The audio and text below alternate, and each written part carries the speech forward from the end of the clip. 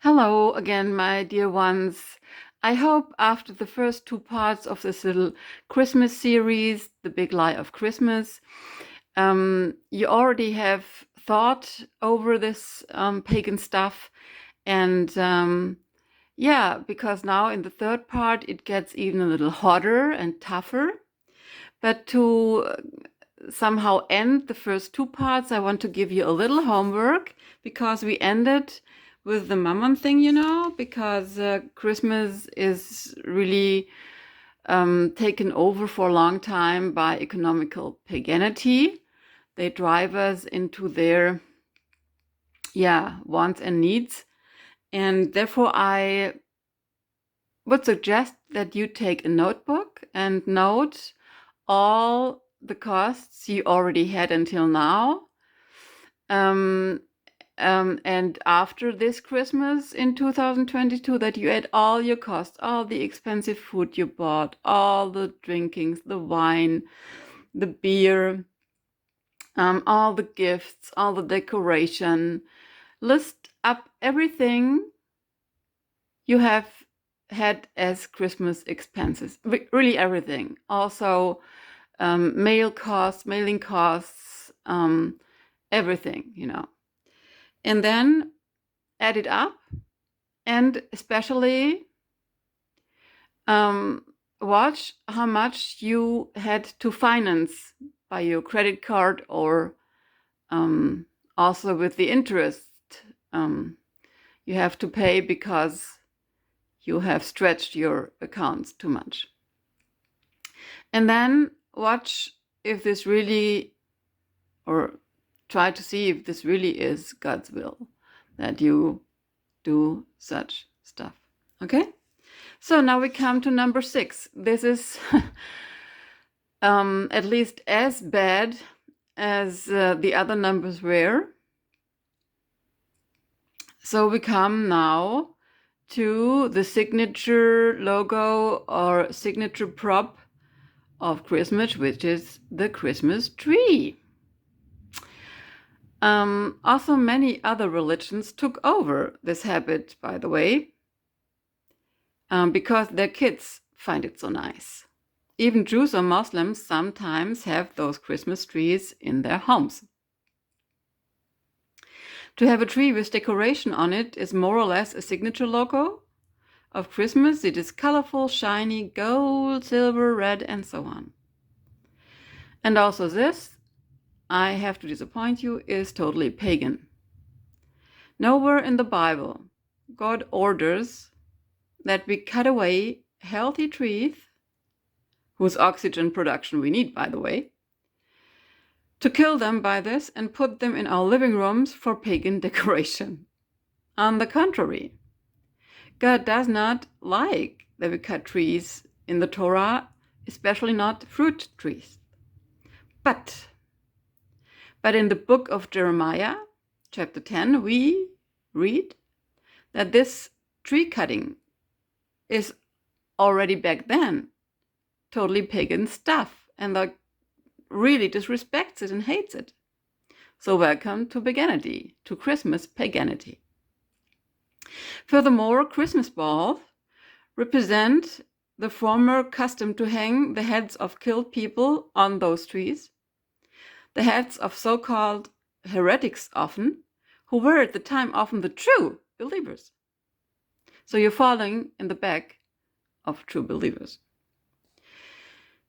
By this, your nice shiny balls on your dead killed trees represent bloody heads of maybe true believers. Merry Christmas. This means if you are in a church that has a big Christmas tree inside standing there on Christmas service, maybe even decorated with stars and tiny balls, a lot of lights that swallow a lot of energy, that is a special issue in our times especially, like entire Christmas does, it uses a lot of energy. This is an issue in itself, the huge amount of energy spent for this pagan stuff in the cities and homes. But if you have such a church, you are without any doubt in a pagan church that teaches lies to you and your children.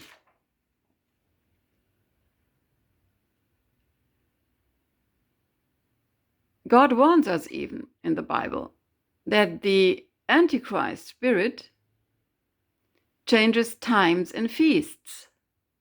So which times and feasts does it change? The Antichrist spirit changes the times and feasts of the true God described in the Torah. So if you're in such a church that changed the feasts of the Lord and the times of the Lord, you're in a church that is derived from the big Antichrist dogma church, which was established by emperors together with the religious leaders back then. This is, by the way, a healthy tree that is cut away from its roots. Maybe this is a picture of you and your church, indeed. Well, I would say all of this is totally heathen. For me, as an original German, it is very unfortunate that most of the Christmas habits came from and were invented by the tribe of the Germanen, the Germans, the former Nordic guys. They invented things like the Advent wreath, Christmas markets, Christmas trees, and so on. Although they named it a little different back then, because it had nothing to do with Christmas, Intermingled with some Roman habits and gods and customs, that's what we have today. As many planets are named after those Roman gods, I speak that name now under the protection of Yeshua, as the Roman customs in December around the 20th were dedicated to Saturn. This word also appears in the word Saturday. It was the worship day for Saturn, and Sunday obviously was the worship day for the sun god. All of those are Roman heathen gods with a legend behind them. This pagan feast of Saturn consisted of several days with eating and drinking and giving presents. What a wonder! The looks of this god was taken for the today's outer appearance of Santa Claus, by the way.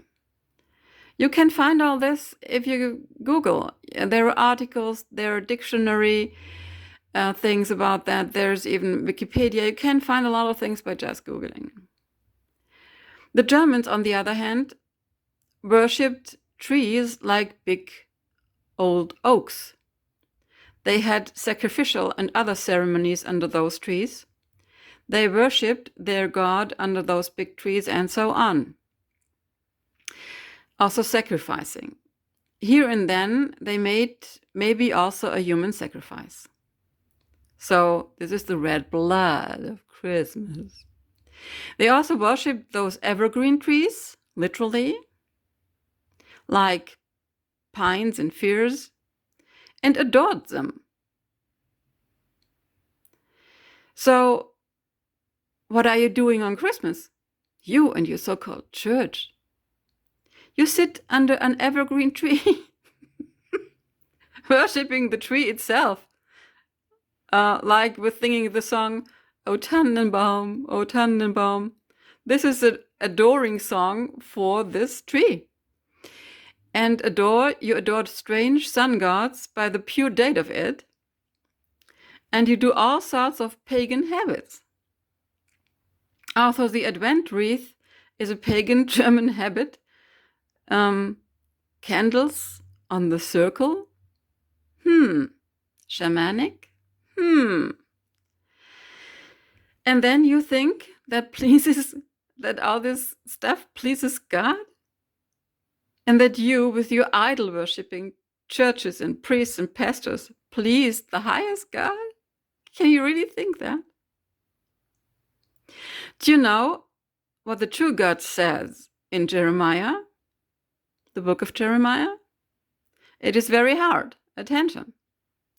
He literally says to you and your churches that he will throw back into your faces the shit, the feces of your wretched feasts.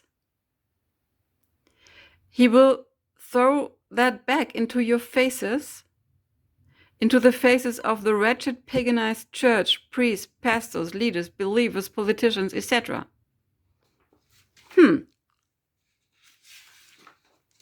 The feces of your feasts he will throw back into your faces.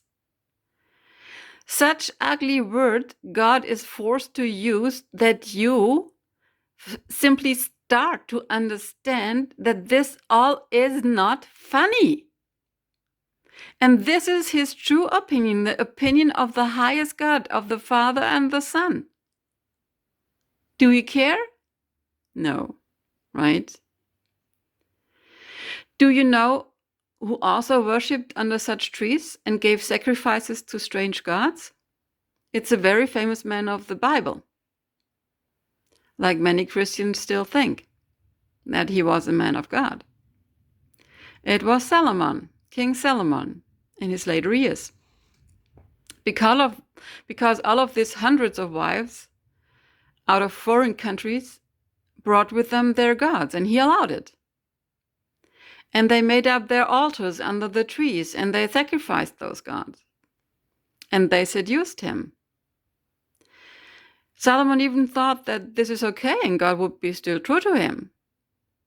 Although, by this, he already shredded the first commandment. I am your God, you shall not have other gods before me.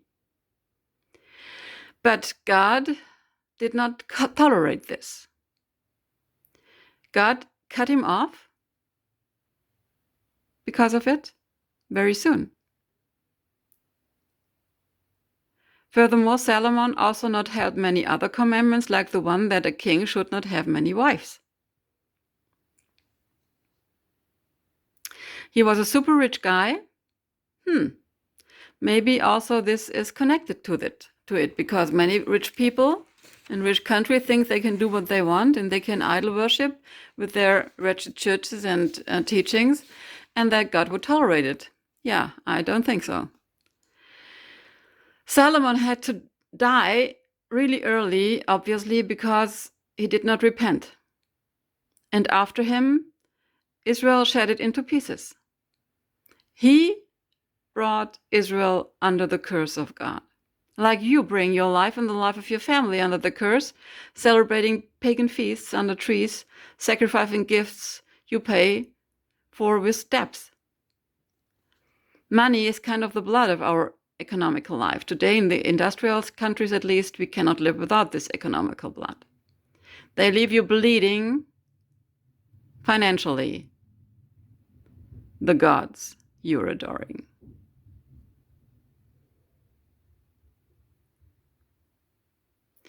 I know all of this for a very long time. And I do not have a Christmas tree any longer, about 15 years now. And no Advent wreaths also. I only have some candles, like always in winter, because it's so dark. But we still have those holidays. They are really legal holidays in many countries. In Germany, we have 2 legal holidays on Christmas. I actually do not know what to do with them, as I do not want to hold them. Sure, we even had eat and have free. I even tried to work a little bit on those days to not give them honor, and especially not honoring the forces behind them. By the way, in fact, the fact that we have legal holidays at all at this time perfectly shows the fact how intermingled religion and politics are. All this was introduced after these early Christian, so to speak, councils, mainly in the 4th century, so very soon, between emperors and church leaders and popes and so on. They decided this, not God, not Jesus. They abolished the times and feasts of the highest God, a thing God and Yeshua wanders off. Because this is the Antichrist spirit that changes his times. And you play along. So you are a part of this Antichrist spirits. You are their helper. Now guess where this might lead you to. Maybe also eternity. In eternity. So you see, also in part 3, it's really hot. In part 4, we're gonna see where all this leads to. And maybe you hear the first 3 parts in a row, so you have the red thread, and really discuss it with your family, with your teachers and preachers, with your fellow believers, because you have really to decide what you do with it. Maybe it's one of your last calls you're getting from him. I don't know, but time is short anyway. And he will come back soon. So I wish you a good time until my next and probably the last video in this little series. And we're gonna see how this might end and what we could do with it. So goodbye, my dear ones.